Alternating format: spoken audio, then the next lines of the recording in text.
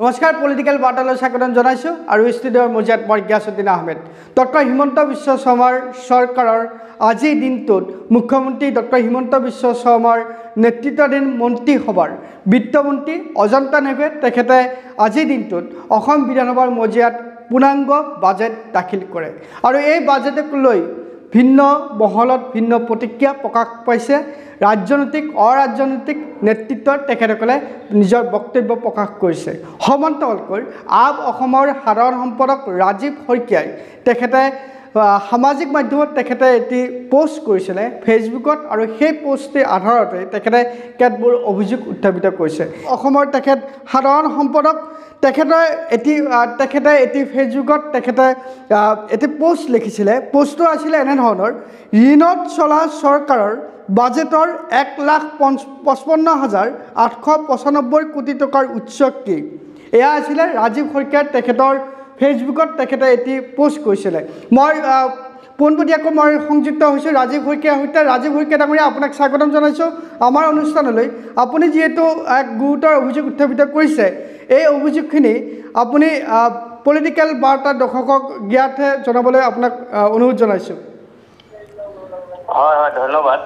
হয়, বাজেট আজি অসমৰ 2025-26 চনৰ বাজেট যিহেতু উত্থাপন হ'ল, বাজেটখনৰ আদৰণি জনাইছোঁ। কিন্তু বাজেটখনত ক'বলগীয়া কিছু কথা আছে।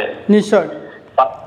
বাজেটখন একচুৱেলি হিতাধিকাৰী কেন্দ্ৰিক বাজেট হৈছে। নিশ্চয়। যি নেকি আজিৰ তাৰিখত প্ৰতিমাহে ধাৰ নল'লে চৰকাৰ নচলে। হয়। বেংকৰ লোন ল'লে চৰকাৰ নচলে। গতিকে লোন লোৱা অৱস্থাত আকৌ 1,55,895 কোটি টকা যি বাজেট দিছে, হয়, এই পইচাখিনি আচলতে ক'ব পাৰিব, চ'ৰ্চ কি? হয়, এই কথাটো আচলতে বাজেটত কিমান হৈছে মই ডিটেইলছ চোৱা নাই যদিও হয়, কথাখিনি ভাবিবলগীয়া। তাৰমানে আজিৰ তাৰিখত প্ৰতিমাহে 1,000 কোটি টকা ধাৰ নল'লে নচলে চৰকাৰ। গতিকে এনে অৱস্থাত বিত্তীয় একেবাৰে বিধ্বস্ত অৱস্থাত বাজেটখনত ইমান কিছুমান ৰং সানিবলৈ চেষ্টা কৰা হৈছে আৰু এই বাজেটখনক আমি নিৰ্বাচন কেন্দ্ৰিক বাজেট বুলি আমি ক'ব বিচাৰোঁ। ৰাজীৱ শইকীয়া ডাঙৰীয়া, যদি আপুনি মোক শুনি আছে তেন্তে এটি প্ৰশ্ন উত্থাপিত হয়। কিন্তু এই বাজেটখনত যিসকল সাধাৰণ কৰ্মচাৰী অৰ্থাৎ অংগনবাদী বা অংগনবাদী সহকৰ্মী তেখেতসকলৰ কিছু সকাহৰ বাবে কিছু তেখেতসকলৰ বিষয়টো গুৰুত্ব আৰোপ কৰিছে বাজেটখনত। গতিকে এই সম্পৰ্কে কি ক'ব? একচুৱেলি বাজেটখনৰ যিখিনি আচলতে হিতাধিকাৰী আঁচনি যিখিনি সামৰি লয়, হিতাধিকাৰী বাছনিৰ ক্ষেত্ৰত যি পক্ষপাতিত্বমূলক ব্যৱস্থা চলে, এই ব্যৱস্থাৰ যোগেদি একচুৱেলি বাজেটত যিমানেই হিতাধিকাৰী আঁচনি ঘোষণা নকৰক কিয়, সকলোৰে কাৰণে যদি চৰকাৰী সা সুবিধাখিনি দিয়া নাযায়, তেতিয়াহ'লে বাজেটখনক কেতিয়াও আমি ফলপ্ৰসূ বাজেট বুলি ক'ব নোৱাৰোঁ।